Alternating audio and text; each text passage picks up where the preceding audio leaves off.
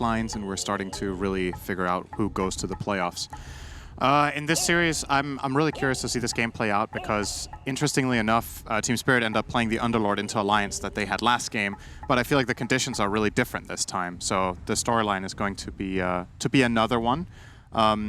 What Spirit seems to always manage to do in these drafts, also in the groups when we saw, they will be hungry to fight. They will pick lineups that have ways of starting stuff. And in this case, last game we had the Windranger from Toronto, Tokyo. This game he's going to be playing Puck. And then they also have the Lion. So compare this way of building Underlord strategy to what Alliance had last game, where he was kind of the catch, right? Their support duo was Leshrac Grimstroke, and their carry was a Void. This time around, having this Puck or having this Rubik or Lion, these ways of starting fights, sets up Underlord for way more success, in my opinion. Alliance have gone for something different too. I'm happy to see them pick Wraith King for Nico Baby. Obviously got swiftly countered by a Terrorblade, but just in essence having the hero of this kind instead of Slark or Void, I think is a step in the right direction for Alliance. Hopefully for them it's not too late that they've realized what way they need to go. Because, you know, some of the issues that they've had are kind of solved with this. I think Wyvern is a great pick in this patch. I think Magnus is great. Wraith King is great. Shadow Shaman is kind of a wild card for me, along with the Lesh, but they've put Lesh on core, which I think is better on average than support. So the way they've assigned their heroes, the way they've built their lineup here, I like it more than last game, and let's hope that they get to show some form. Whether they win or lose, like we talked about with Aster, it always sucks to see a team just bomb out if they, you know, don't really show what they're capable of. It looks like they will have a good start here. Yeah, Mira's going to get slowed to start things out. He's going to take a lot of damage, but in the meantime, Hanskin's going to be taken out. Who actually got first blood there? It looks like barely it was FNG. Yeah, that was a split-second decision right there. He actually misclicked one attack and hit another hero, so that's why it got so close. I was sure that he was going to die faster after that other shock, but Wyvern had to hit twice because he hit the wrong hero, but gets it done in the end. Same outcome. Good amount of gold going the way of that Wyvern, who will be playing the bottom lane together with Wraith King into Rubik Underlord. That is a really hard lane. I would not like to play Wyvern here very much, just because your hero is pretty good against Underlord from the damage coming out from Arctic Burn, but you are going to be in your tower a lot here. Fade Bolt plus Firestorm is always going to shove that in, and if they make sure you don't pull, which it looks like Team Spirit have done a good job here pre-placing that sentry. This camp is blocked, but their big camp is open, and this looks like, honestly, I feel like that's a blunder from the Wyvern not having body blocked big here. Minute 1. This is a camp that Rubik and Underlord will very easily take advantage of. They're going to shove in the lane with Firestorm, Fate Bolt, and if Wyvern tries to come and stop this pull, you're basically susceptible to just taking a lot of harassment from these other two heroes. Right. Well, they're not going to use it just yet. Yeah, Wraith Fire Blast on the Mira, but I mean, how's Nico Baby going to survive in this lane? Underlord, once he gets the levels of Firestorm, obviously against pretty much any melee hero, going to have some trouble. Do you expect him to, will it be bad enough for him to have to go jungle, in other words? I think he will want to, regardless, on like level 5, maybe level 4 even, if times are tough. Just again, because last game we also had the Underlord against Wraith King, but the support matchup really makes a big difference, right? Hunt's can take some damage. I respect to start things out with the Reflection Yatoro. Take a lot of damage. I mean, that is Metamorphosis. It's essentially Terrorblade's ultimate for all intents and purposes. And at one point in time, actually at 2 points in time, it was, in fact, his ultimate Synderen. That's many years ago, though. Yes. That meta was the ult. But I agree, it kind of feels like it should be an ult. Yeah, Toronto Tokyo not even able to get that rune. Was going to risk his health there. Imagine if Sunder was a normal spell, though, not an ult. That's true. Sunder was not a spell at that time, if memory serves. It used to be like this... Life Drain. Yeah, it was like a Pugna Life Drain, but you didn't have to channel it. Yeah, you could walk with it on. Yeah. First there was the channeling version, then there was the one that you could walk with on. This hero has actually been through a lot of iterations over the last many years, but... Okay, top lane, Hanskin, Fairy Fire is popped. Looks like he might survive from Miposhka. Gets one more right click, but it's not going to be enough. Yataro looks like he will survive through this engagement as well. So what is it that makes Terrorblade good against Wraith King, for those that don't know? This. So basically what Wraith King does in fights is that he will usually, he'll be durable, but first of all, he's melee, so he needs to come in close. And Terrorblade has a lot of armor. And Wraith King, all of Wraith King's damage output, bar a slight little bit from his stun, is physical. So just naturally, Terrorblade will have a lot of armor. Then when he casts Reflection on Wraith King, he makes a Radiance illusion if he has Radiance. So that is a problem that you have to solve. There's the whole aura aspect, which used to be better, obviously, where you get the lifesteal aura. Now it works differently, but he's also just a hero that has overwhelming damage against Wraith King. Yeah, you have 2 lives, but you know, you come back to life, the Terrorblade has just way more damage than you, way more armor, and will make an illusion of you to slow you down and just hit you and kill you. So usually the carries that thrive against Terrorblade is not the Wraith King type, but rather something along the lines of, let's say anything that has Mana Burn is good against Terrorblade, something that has a lot of Spell Burst can be good against Terrorblade at least, which is, no, not really most carries. You usually solve him with more utility-like supports or mids. One hero that comes to mind as a carry would be something like a Morphling. A lot of magic damage, single target can kill Terrorblade. Yeah, we've seen a lot of Morphling this tournament, of course. Kind of a hit or a miss to some degree, but we see Toronto, Tokyo. That's a lot of water runes going off at the same time, looks like.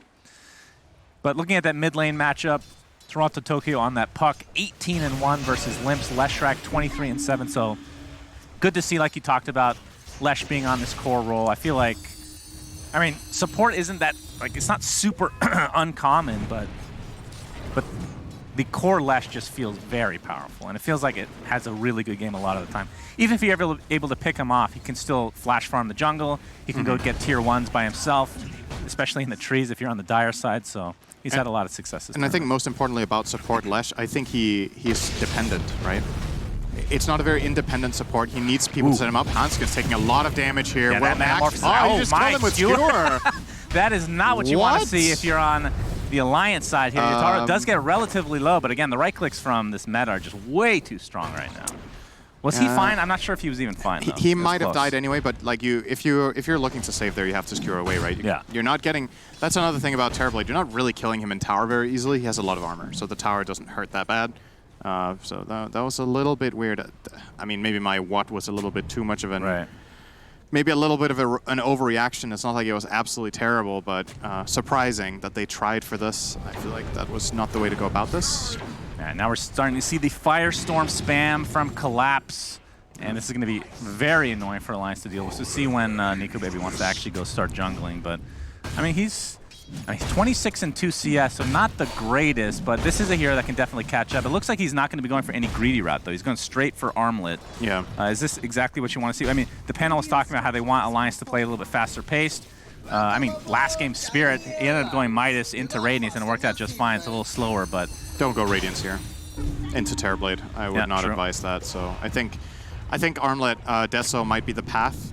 But I think what they need to realize is that Wraith King probably should not be trying to kill Terrorblade in fights. If possible, the targets that this guy wants to get on top of are the Rubik and the Lion. Alliance have a little bit of repositioning tools with the Skewer. So if you can skewer any of the squishies into Wraith King, that's an instant kill. And you can kind of go from there. Maybe with Empower, there is a chance that he can fight TB, but I just don't really see it. Right. Nope. First coil of the game. So we're going to use on the Wyvern here. So FNG does fall. And Toronto, Tokyo, I mean, he's doing...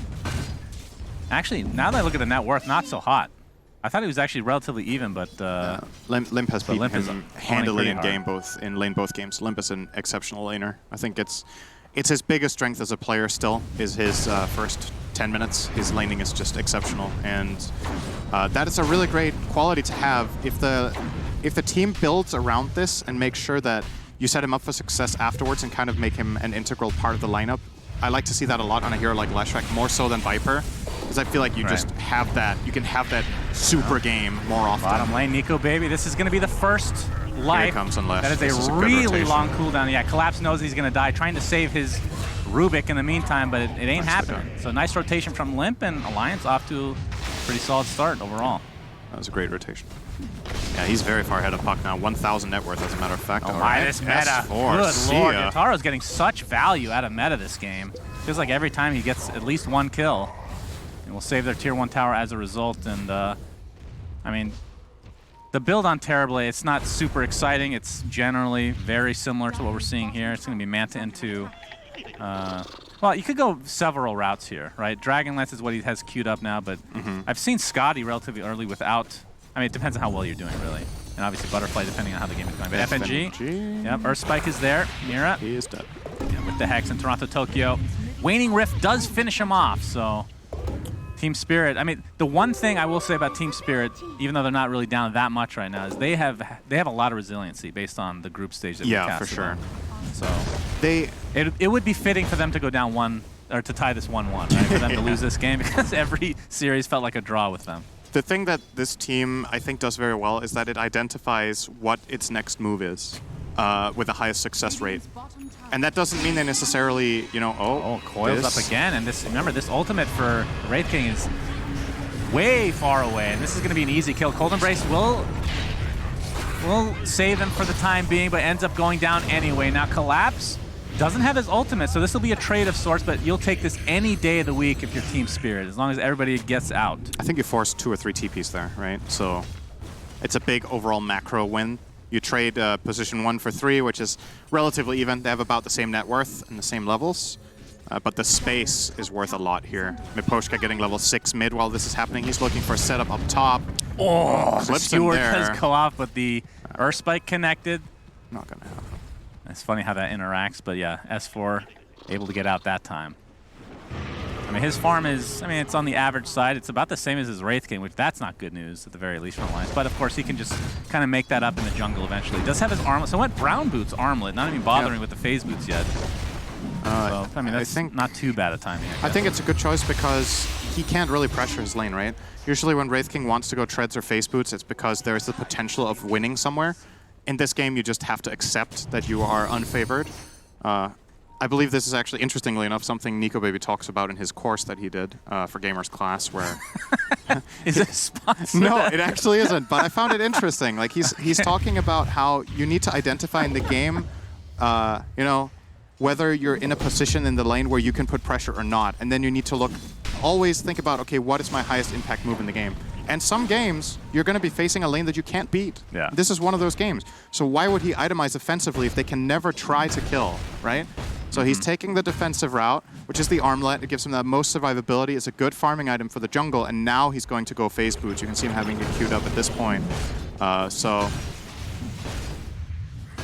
Great. Thanks, Gamer Class. Really appreciate that. Toronto, we have a smoke here onto Team Spirit. They really should be paying me for that, though. Yeah, that's true. Nico Baby's ult is back up, as we talked about. I mean, it's not as long of a cooldown as it used to be, but still very long. It actually cost him that second death there. Toronto Tokyo not really wanting to go on that, but limp mid would be a pretty difficult kill as well. It feels like they're just wasting a bit of time here. Toronto Tokyo obviously down in farm and levels as well. I mean, he's a full level behind Limp right now. Is Limp now making his transition with the Handskin Smoke into the enemy jungle? Yep, this is a good aggressive move. You have level 4 Edict. You want to get a tower on the map right now. Ideally, you actually wanted it 2 minutes ago. Just going to run into Mira. And that's a dead Rubik. Very dead. Will steal the Lightning Storm. Very useful. And the top tower's being injured at the same time. But, of course, Team Spirit will put their own pressure, as is the norm. Winter's Curse. All right, Collapse is here to try to save his teammates, but Miposhka looks like he might be able to tick off. Now, Fairy Fire was there. S4. Oh, the RP comes out. It doesn't hit anything. A nice phase shift, and Toronto Tokyo gets out with his life. So it's a 1-for-1, technically speaking, in the mid lane. Now we have the Shackle. S4 obviously wants to get off a skewer, but he's stuck inside the pit. Has to get himself out of there. In the meanwhile, Limp trying to do as much damage as he can. It's going to proc again. Looks like the aggression will stop there. Yeah, they're not going to get much out of that one. S4 almost has his Blink Dagger, so that, well, no RP obviously for a bit, but yeah, can obviously set up the Blink skewers that we kind of talked about the previous series.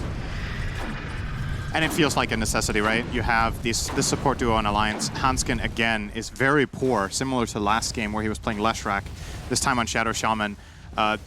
Being bottom net worth on this hero sucks. He really needs to find a way to get some items because the hero is largely built around channeling the Shackle. And if you don't have items, it's very hard to maintain that. Like, look what heroes he's up against. Right. He can die in the blink of an eye to a Terrorblade, a Puck, a Lion. Even the Rubik can steal his Shackles, which can also be really good. Which is just a better version of Shackles when he has the lens. Yeah, oh, this would be a big kill. Discord is there, telekinesis. No coil?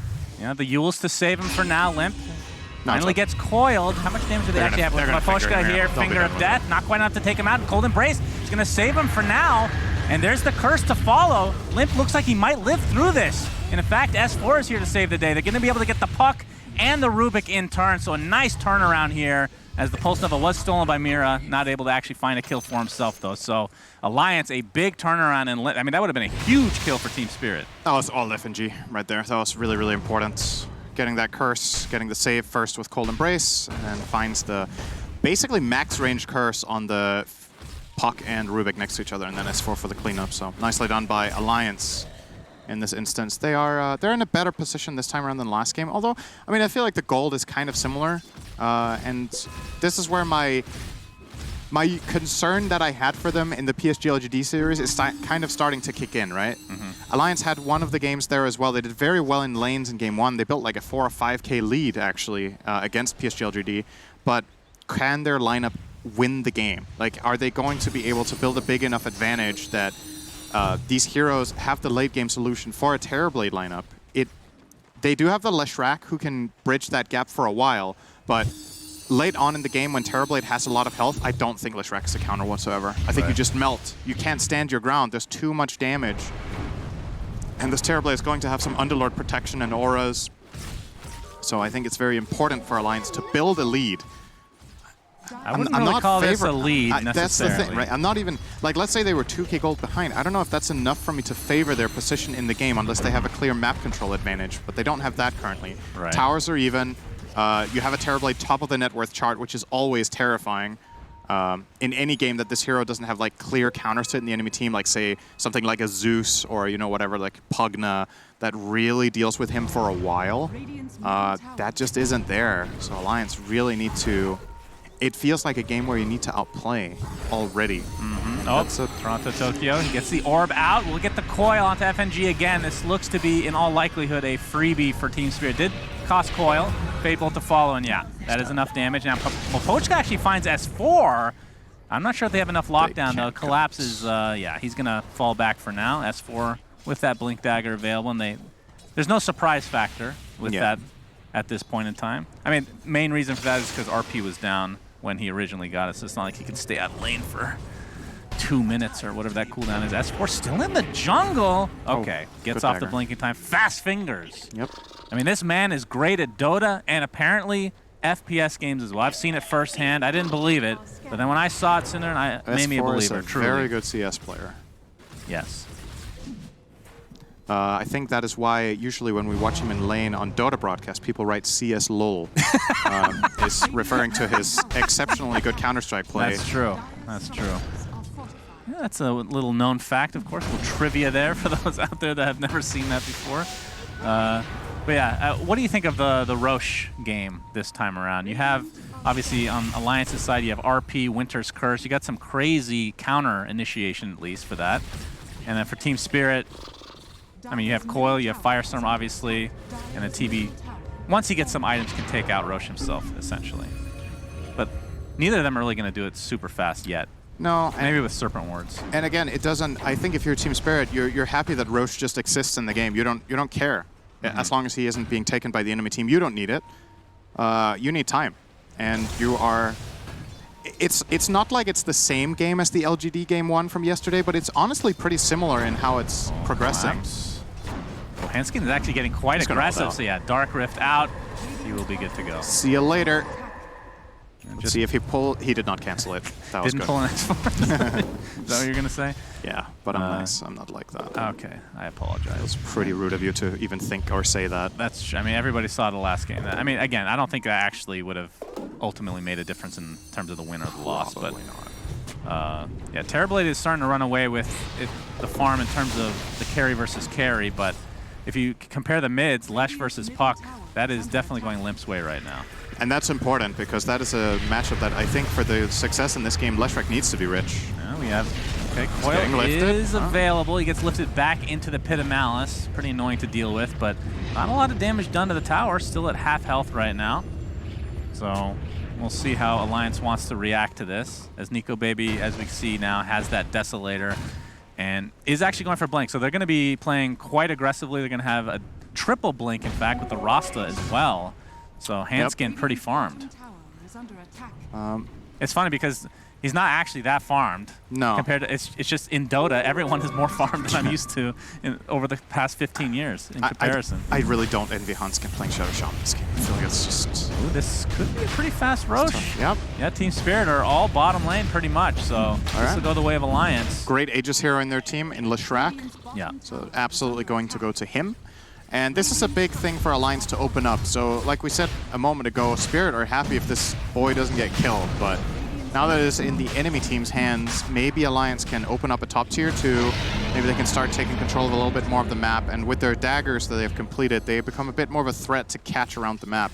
The reason I don't envy playing Shaman this game is that there are so many interrupts, right? And so many things you need to deal with. Even if you get a really good catch, you can get countered by Puck, Rubik, Lion.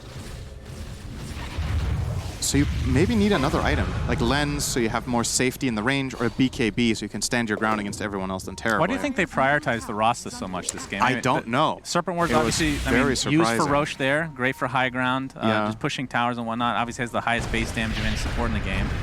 Maybe for the laning stage, but you see the Winter's Curse. That does absolutely nothing. Yeah, that. Well, it stops them. They're going to create separation. Yeah, they just wanted to disengage. Fair enough. If that's what they wanted to do, that's all good. Yeah, I don't know. I feel like maybe the reason they picked Shaman is that they're trying to overcompensate for a problem they had last game where they felt like they weren't making enough plays. So we pick a hero that can pressure towers by just inherently by its spell kit.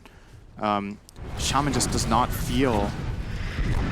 He has not impressed me very much in this patch. It's a very unusual pick. I think this is the first time I see it in this tournament even. Maybe second, actually. I mean, it does might have have been that, picked by IG. It does have the Blink Hex type of deal with against Puck, right? That's right. Like at the last major, it was Lion basically playing that role. Yeah. He just is more useful or more consistent in being useful. And he was picked by the enemy team, so he didn't have that luxury. Exactly.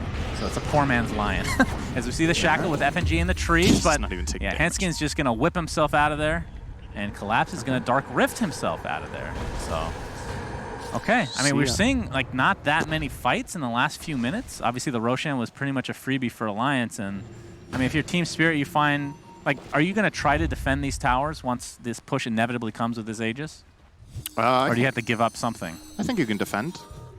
Underlord Puck is a good defensive line as long as Underlord is the one standing in front. Oh my God, the blink on Nico. Oh my God, that's a 2-shot. That is a 2-shot Lion right there. Tell you what.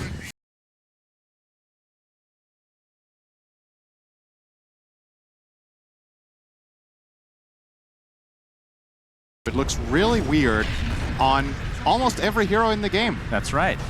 Intended, though, as we have a tier 2 tower being taken out. Serpent wards were expended. And Nico Baby probably just going to go back to the jungle for now to regain that HP, although the Cold Embrace will be there for him to start things out. So it's starting to look better and better for Alliance here with this mid tower down. Should be looking at top tower for the next objective, and obviously Toronto, Tokyo on his Puck. We've seen it in other series this tournament. He is very good at split pushing on this hero. True. So his job in this game right now, in my opinion, primarily is to think ahead, predict what Alliance's next move is going to be, and make sure that wave is shoved as far as possible before they even get there. And you see him, he pushed top lane all the way out to the tier 1. He already started heading bottom and has that pushed into tier 2. Yeah, it's going for A on disc as well. So was it the tiebreaker against Liquid where he was doing this and they were behind? And I mean, typically when you see somebody pushing, you know, like you're talking about split pushing in this meta, they get picked off at some point, and then that kind of just turns, you know, into a snowball for the other team. But like you said, he was exceptional at doing that, and he's trying to do the same here. I mean, they're not really down by that much. The Shaman Dagger can definitely be the key component for Alliance in solving that, though. I think in that game against Liquid's catch was kind of lackluster. I think they had Invoker as their primary catch. Maposhka, 1 and... Oh, that doesn't count. That's 2 and the split Earth. So Lion might be a little tankier than he was about 30 seconds ago. Did he get another fluffy hat or what? Maybe, I don't know. No, he didn't. Yeah, the crit just wasn't that hard, I guess. I suppose so. Yeah, Limp. Oh, he's going to get the Diabolic Edict. He knows that somebody is in this vicinity, and there's going to show some vision onto Mira. Yules into the split Earth with the Pulse Nova and the Illusion Rune.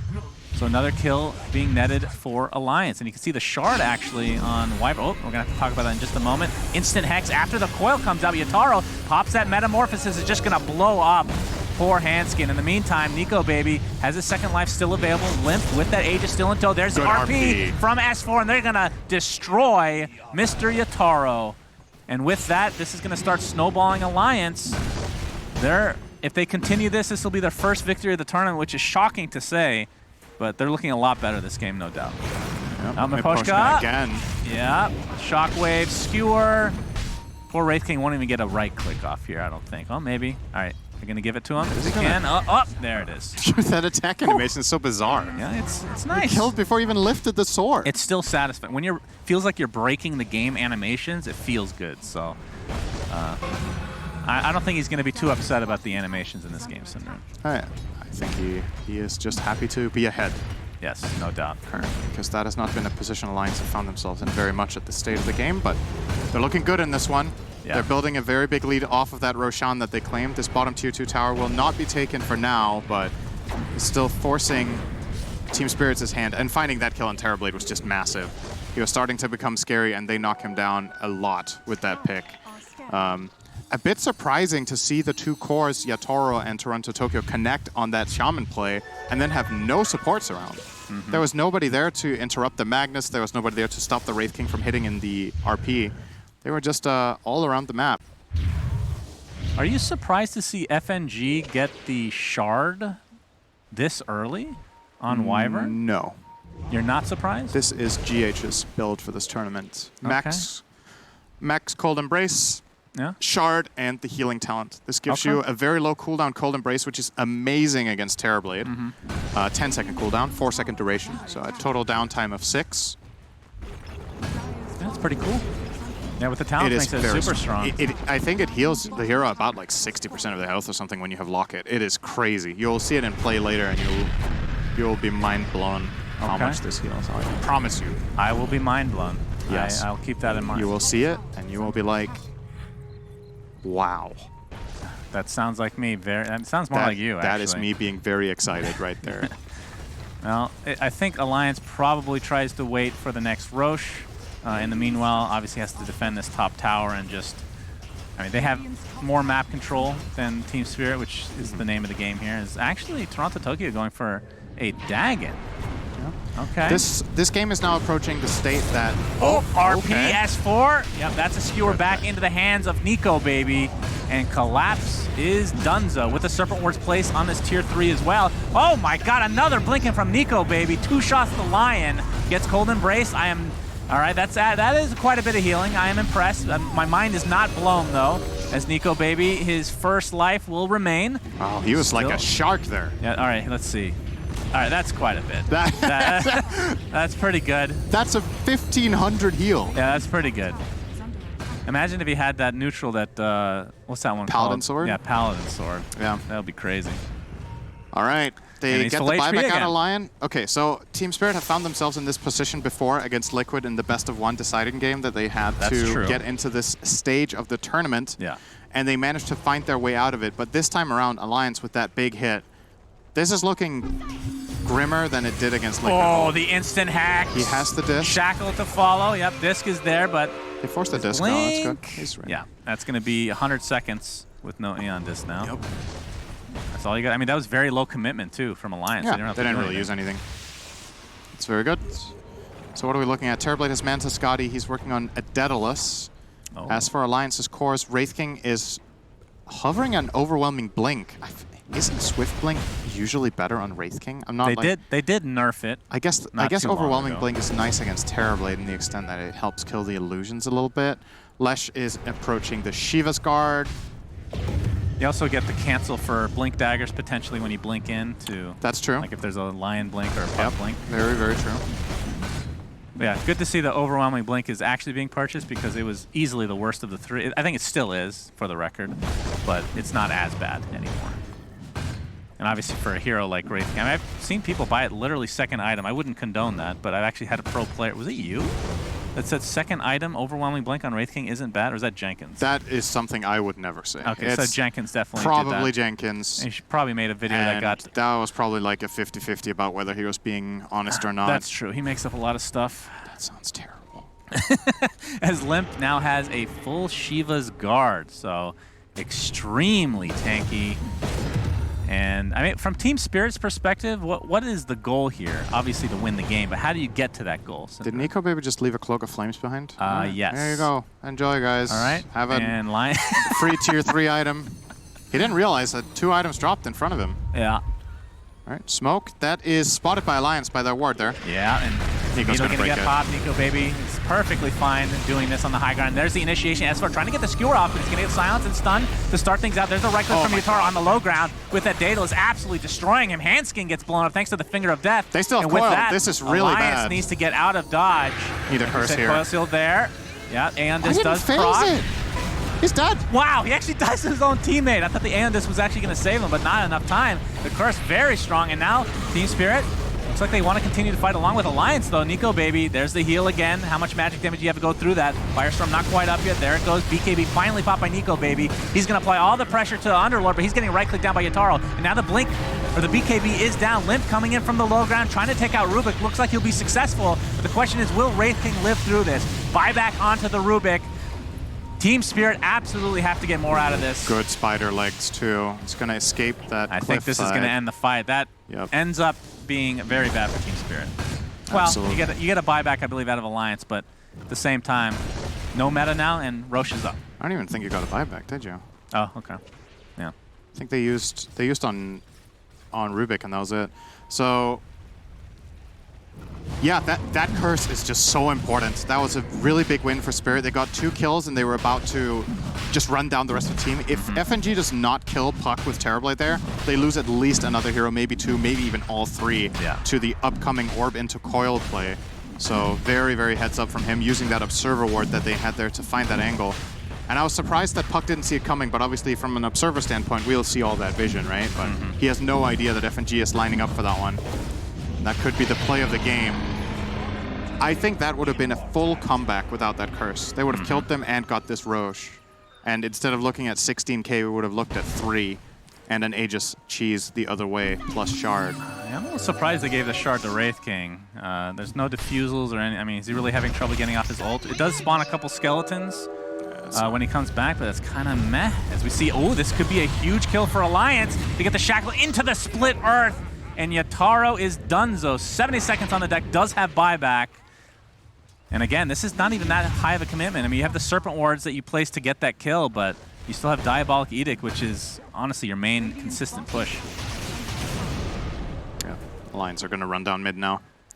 This will force a buyback from the Terrorblade. You can't give them 2 lanes here. I don't think so. Yep. And they will get those. Yeah, Wraith King ends up using his overwhelming blink onto the barracks. We'll go for the range first. 40 seconds for Terrorblade.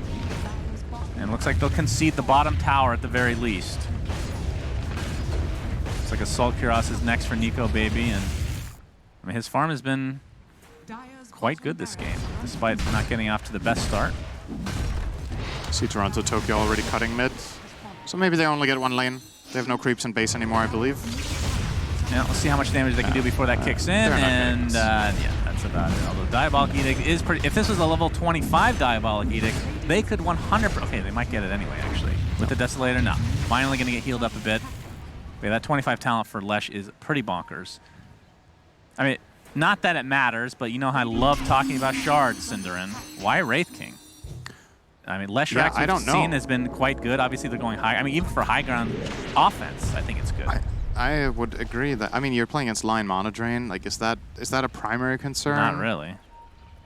I would have liked to see it go to Lesh, personally, I think. Even the Magnus, the Horn Toss, is pretty nice. Shaman's Shard is also good. Yeah, what is Shaman's Shard? It spawns Serpent Words and gives it... Yeah, that one's awesome. More cast range, which is really good on that spell. Yeah. So. I think literally every shard is better other than Wraith King on their team. I'm pretty sure we agree to disagree with Alliance's choice on that, but... I mean, when you're the position 1, you get to do whatever you want, I think, right? Yeah. Especially if you don't have a win yet. We have a lot of people watching who play this game casually. Do not tell them that that is how it works. That is not how it works. It's definitely how it works. If you're a position 5, you get to choose whatever you want. Yeah. Keep dreaming, Cinderin. Limp has that Diabolic Edict with that Serpent Wards from Handskin. This is going to be a tier 3 tower at the very least, and Team Spirit, can they defend this? There's the Dagon with the Veil of Discord, but Toronto, Tokyo, it's just not enough damage to kill off these supports. I mean, they're just so much more farm right now. 20k net worth lead for Alliance. Gonna grab that top tier 2. That's a good looking graph. It's just basically had no bumps in the road since it went up. A little one there. But for the most part, linear growth the whole way. That's right. Nico Baby with those spider legs jumps. Oh my god! Lion is dead! Oh goodness, Cinderin. Limp in the meantime, the Metamorphosis. Even with that Shivas, he's still taking a lot of damage. That's a lot of armor, but the Sulkiers finally comes online for Nico Baby. The curse. And look at the heal on Limp. Are you kidding me? There's the RP into the skewer. Split Earth to follow. And this should be GG. And we're going, as expected in Team Spirit fashion, to a Game 3. Now, if this was a true Team Spirit series, the series would end here. The third game would not be played for whatever reason, and both teams would advance. That could still happen. You never know. Yeah, maybe it's they not can find... impossible. If there's any team in this tournament that finds a way of getting a draw in a best of 3, it's them. That's true. But yeah, good to see Alliance bounce back. Obviously, it's been a 3 relatively tough games they had. The 2 games against PSG LGD kind of got rolled in the second game. This time around, not off to a hot start, but they're showing signs of life. Based on this game, probably have a good chance in game number 3. And I'm just really curious to see how the draft goes. I feel like the hero of the game here by far was Winter Wyvern. Like FNG had one key play after the other with Cold Embrace, with Curse. Really, that was the one problem that Spirit just did not solve in this game. Yeah. Even though they have the puck,